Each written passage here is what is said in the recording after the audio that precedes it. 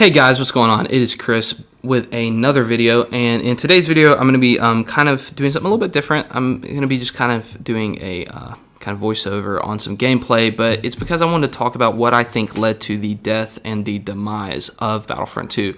I know death is a funny way to put that into perspective because the game is still alive, and also it actually has a little bit of a resurgence right now, which is a lot of fun. So if you've never played before, I recommend actually getting on the game now and playing it. It's a ton of fun. At the very end, I'm actually going to talk a little bit about that if you're planning on getting into the game, some of the things that I think are good and bad about going on in the game right now, but I will get there when I get there. First and foremost, I wanted to talk about kind of what I think the game has done really well over the years, and that is it's giving you a Star Wars experience. If you're a Star Wars fan, you can still get a Star Wars experience where right now, I'm fighting Yoda with Darth Vader. Like, that's a fun Star Wars experience that you can still have and enjoy to this day.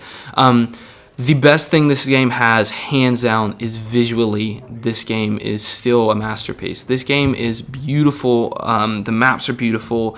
There's a lot of things that it did really, really well in the visual department. You can tell they spent a lot of time in development on that, making sure that the game was a visual masterpiece, and they definitely did really, really good in that regards. Is it perfect? No, it's got some issues, but for the vast majority of people that are going to play games, they're going to be very impressed with this game. Even 8 years later, they're still going to be like, wow, this game is a visual, just beautiful game. So what are the three reasons why I think led to its demise, though?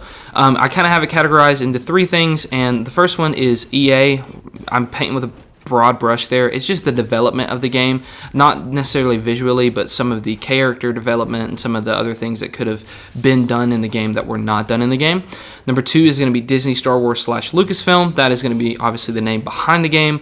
What was going on, what they were up to, and how they really kind of dropped the ball when it came to this game. And then number three is going to be things that are completely out of control of this game. That is going to be other games that were out at the time, and then also just the state of the world that kind of had an effect on the success of this game.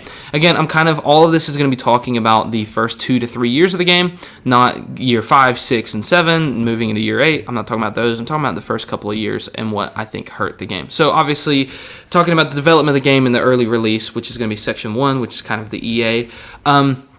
The game had a lot of good things going for it. Obviously, at launch, it had a lot of bad things going for it. The servers were a little rough there for a little bit. It was buggy. It had some bugs and some issues that were, some were fixed really quickly, and some took forever to fix. And then, obviously, the biggest everybody knows about, I don't have to linger on this long, the pay-to-win star card loot box fiasco that was Star Wars very early on, Battlefront 2. It just had a lot of issues with the kind of pay-to-win. If you wanted to be a really good player early on in the game, you got to fork up a little bit more extra cheddar cheese out of your wallet to make that happen. You're playing against people that are lower ranked than you, that have better star cards, and that was definitely an issue at launch.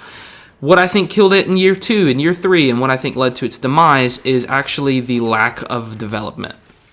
They fixed some bugs and some issues and some things that needed to be fixed, but for the vast majority, it kind of just had nothing going for it. It kind of just died off. There was nothing new, nothing exciting that the game could do. And mind you, this isn't like I'm saying like it should have been revolutionary and have seasons and all that. No, I absolutely don't think it should have had that. I don't like that.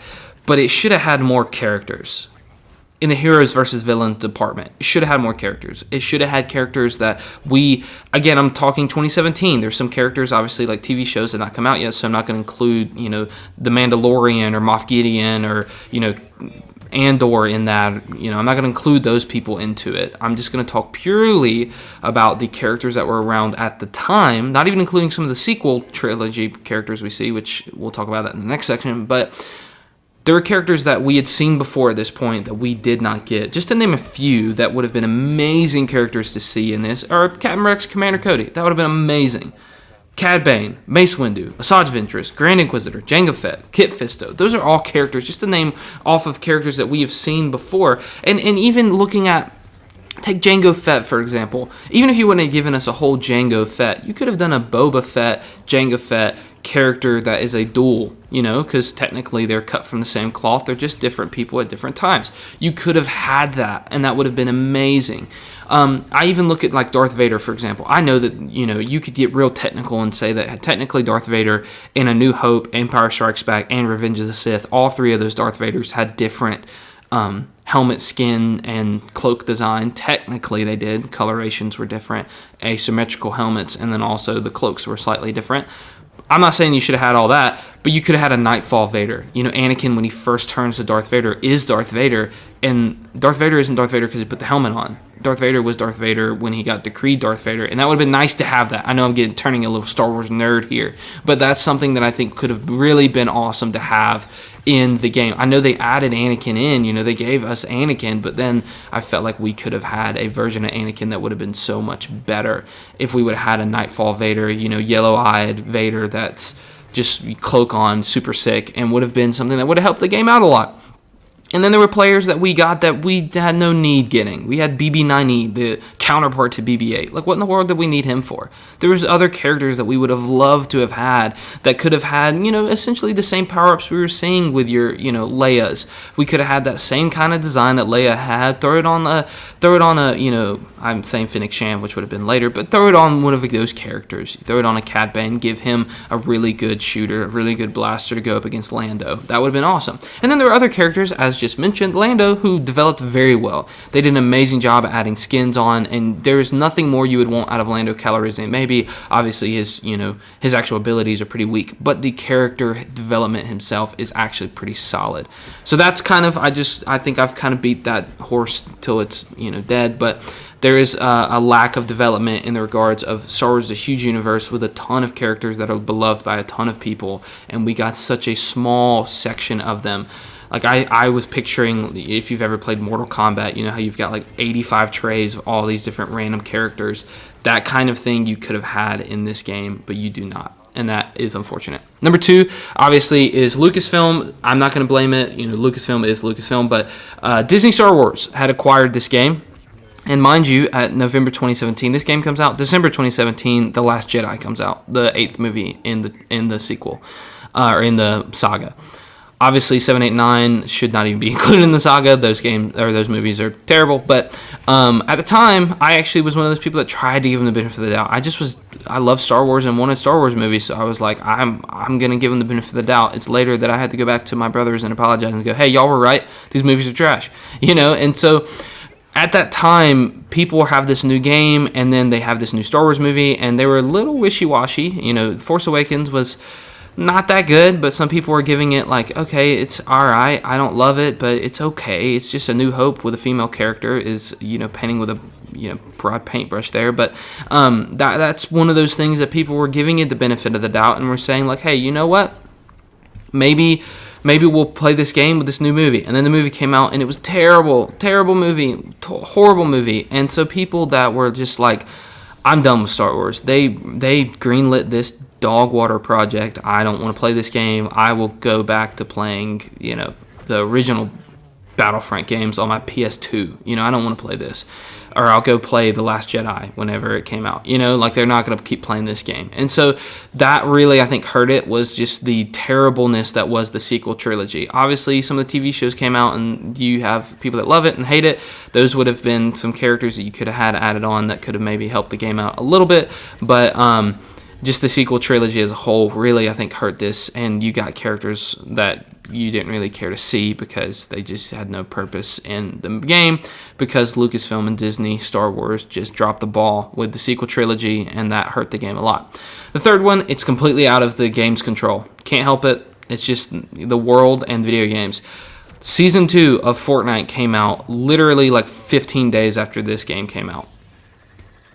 What are you going to do? That game is, whether you played Fortnite and liked it or whether you didn't like Fortnite, you cannot deny that game changed video games. There was a player base unlike any other that's ever been seen that played Fortnite. I mean, like, looking at it from my perspective, just giving a little bit of my background, I started playing Fortnite a little bit before Season 2 came out, and I played wide open during Season 2. I was trying to play this game and Fortnite Season 2 at the same time.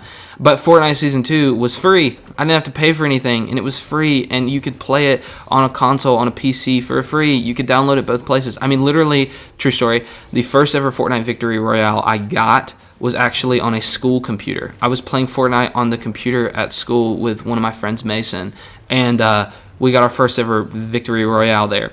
Now, again, I'm not saying that game was for everybody. Some people really could not care less to play Fortnite. But you cannot deny that growth of that game and the amount of players that played that game and the amount of people you knew that played that game that would not pay the $60 to play, Battlefront 2, but would play a free game that everybody's playing and you could talk to everybody and have a blast. And of course you were going to have that game that just kind of really hurt this game very early on, where a lot of players were not going to play Battlefront 2 whenever they could play Fortnite, and Fortnite was wide open at that point. So that obviously is a major factor in the demise of this game early on. Again, all of that was in year 2, in year 3, and early relaunch.